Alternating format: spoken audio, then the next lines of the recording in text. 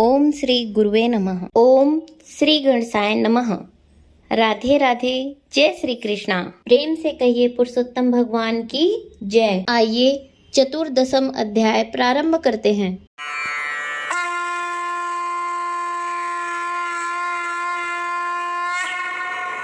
चिंताग्रस्त राजा धृष्टद्युम्न की कथा को आगे सुनाते हुए श्री नारायण जी ने कहा, इस प्रकार चिंता करते हुए राजा के पास दिव्य रामचरित्र काव्य के रचयिता श्री वाल्मीकि ऋषि पधारे।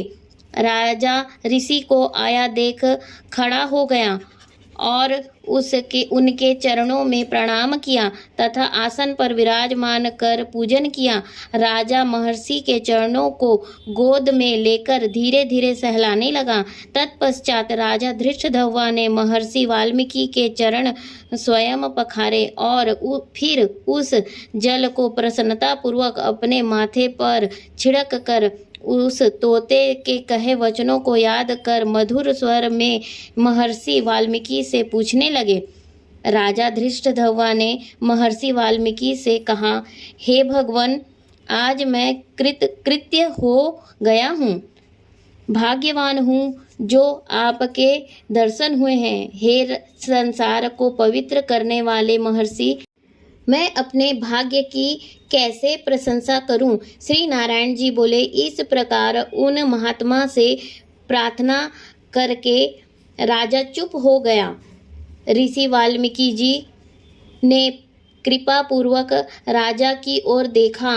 राजा से मुनि महाराज बोले, हे नृपश्रेष्ठ, इस प्रकार की नम्रता के कारण तुम धन्य हो। हे राजन, तुम चिंतित दिखते हो, अपने हृदय के दुख को कहो, देर मत करो। धृष्टद्युम्न बोला, आपके चरणों के प्रताप से मैं हर प्रकार से प्रसन्न हूँ, किंतु मेरे हृदय में एक बड़ा संशय है। वह तीर के समान चुभ रहा है, कृपया उसे दूर कीजिए।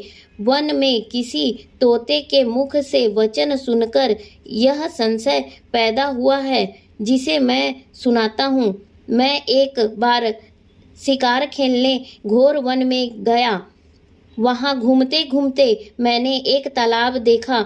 वहाँ जाकर थके प्यासे मैंने जल पिया और कुछ समय के लिए मौन बैठ गया। राजा से ऋषि बोले, हे राजन, तुम अपने पूर्व जन्म का चरित्र सुनो। हे राजेंद्र, तुम द्रविड़ देश में ताम्रपर्णी नदी के तटवासी सुदेव नाम के एक ब्राह्मण थे। उस समय तुम धार्मिक, सत्यवादी तथा जो भी प्राप्त हो जाए उससे ही प्रसन्न रहने वाले वेद के अध्ययन में रत तथा विष्णु भक्ति में लगे हुए थे। गृहस्थ धर्म में तुम्हारी पत्नी भी सुंदर, चतुर और गुणवती थी। तुम्हारी पत्नी गौतम महात्मा की पुत्री गौतमी नाम से प्रसिद्ध थी। उस जन्म में इस प्रकार गृहस्थ का पालन करते हुए बहुत समय बीत गया, किंतु तुम्हें संतान प्राप्त नहीं हुई। एक समय आप आसन पर बैठे थे, स्त्री तुम्हारी सेवा कर रही थी। तब तुमने दुखपूर्वक स्त्री से कहा, हे सुंदरी, पुत्र सुख से अधिक संसार में कोई सुख नहीं। तप, दान आदि से प्राप्त पुण्य फल तो दूसरे जन्म में प्राप्त होता है, किंतु शुद्ध वंशोत्पन्न संतति इस लोक एवं परलोक दोनों में सुखदायी होती है। अतः मेरा जन्म ही निरर्थक हो गया। इससे तो मैं शीघ्र ही मर जाऊं, क्योंकि मुझे यह अपनी बड़ी आयु भी अच्छी नहीं लगती है। आगे की कथा सुनाते हुए महर्षि वाल्मीकि ने कहा, अपने पति के ऐसे दुखपूर्ण वचन सुनकर बेचारी पत्नी उदास हो गई। धैर्य धारण कर समझाती हुई प्रेम पूर्वक बड़े मीठे वचनों से बोली, हे प्राण प्रिय, आप सरीखे भगवत भक्त को इस प्रकार मोहित नहीं होना चाहिए। आपने यह बड़ी छोटी बात कही है, आपको ऐसा नहीं कहना चाहिए। सत्यवादी और धर्मपरायण आपने स्वर्ग जीत लिया है। आप ज्ञानी होते हुए भी पुत्र सुख को इतना क्यों तरस रहे हैं? राजा चित्रकेतु भी इसी प्रकार पुत्र शोक से जब दुखी हुआ था, तब उन्हें महर्षि अंगिरा तथा श्री नारद जी ने ज्ञान दिया था।